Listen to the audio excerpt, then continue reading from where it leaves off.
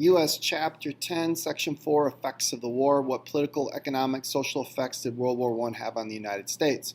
So first of all, we'll look at problems Americans faced immediately after the war, analyze how these problems contributed to the Red Scare, and then how the war changed Americans' role in the world affairs post-World War I. So in the first place, why does this all matter? When we look at post-World War I, and this cartoon kind of shows the chaos that's left afterwards, the world is all turned upside down. The superpowers that once were, these empires that once existed, no longer exist. Old Europe is kind of gone, replaced by new Europe. There's a lot of baggage that comes with this. The world, the civilized world, Western civilization, I guess, views the Russian Revolution as really kind of the key threat, and the aftermath of that is almost more terrifying than some of the other problems that exist. And the other thing is people are really left with a bad taste in their mouth after this war. World War I was so brutal that really a lot of people start to question all kinds of things, but the world order, how things are, what role places and countries should play in the world.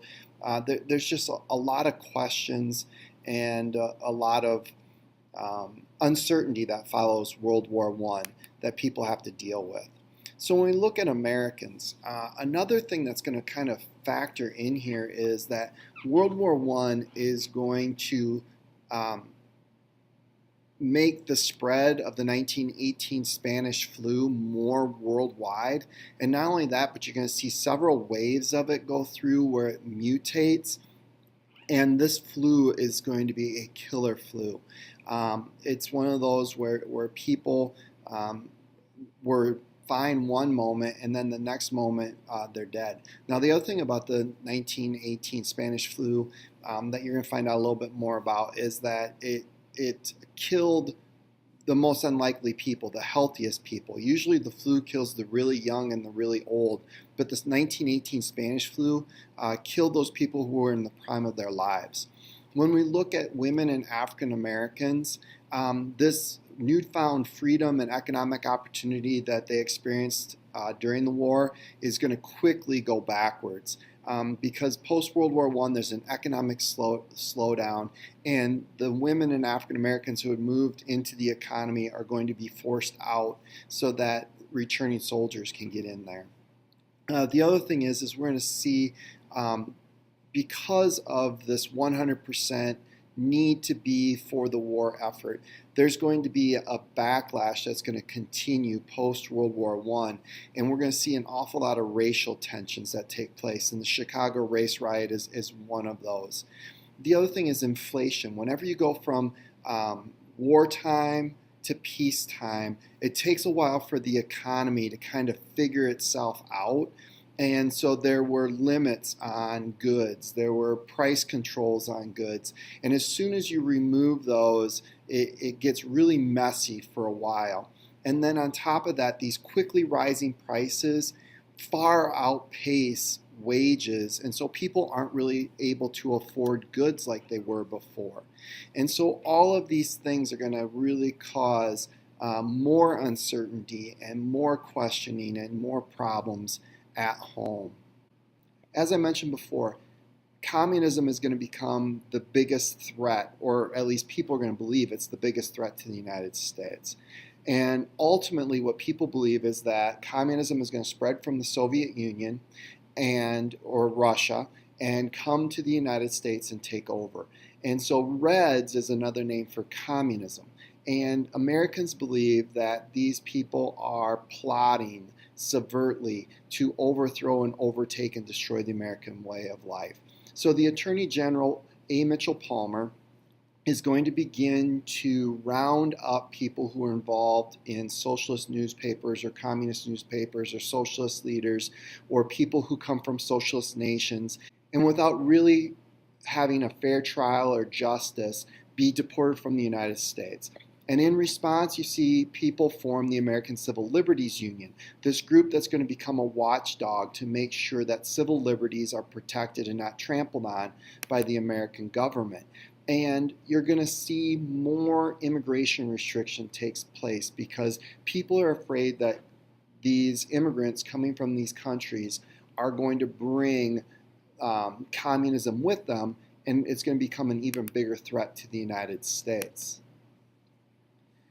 This Red Scare is also going to impact the American justice system.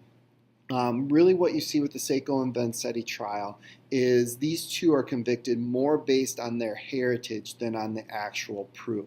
Now, experts have kind of dug into it. I can't remember which of the two. One of the two seems to have been involved in this. The other had a pretty airtight alibi. But what you see is it just doesn't really matter if you are innocent or not. If you look like you're from a certain ethnic group or from a certain place, you're guilty and you have to prove your innocence.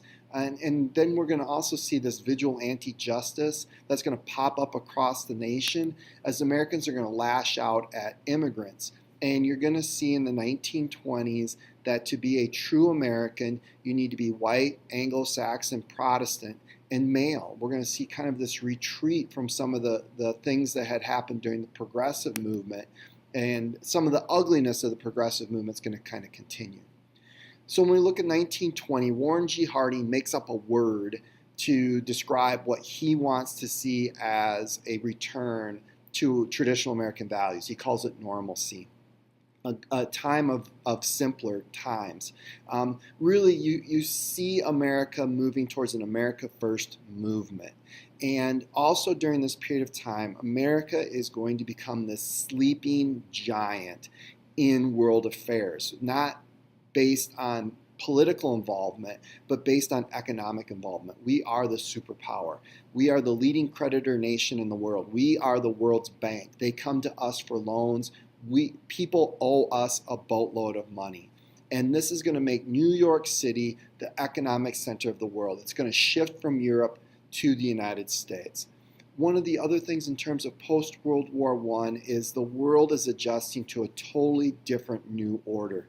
500 years of work has pretty much been undone by this 4 to 5 years of war. And the real question in America's mind is, what role should the U.S. play? And as we move into these other chapters, we're going to kind of see how that all shakes out. But pretty much America is going to retreat back into our traditional borders. We're going to try and use those oceans to protect us from everybody else's business. And we're really going to try and isolate ourselves and go and focus on America first and the rest of the world later. And we'll kind of see how that plays out.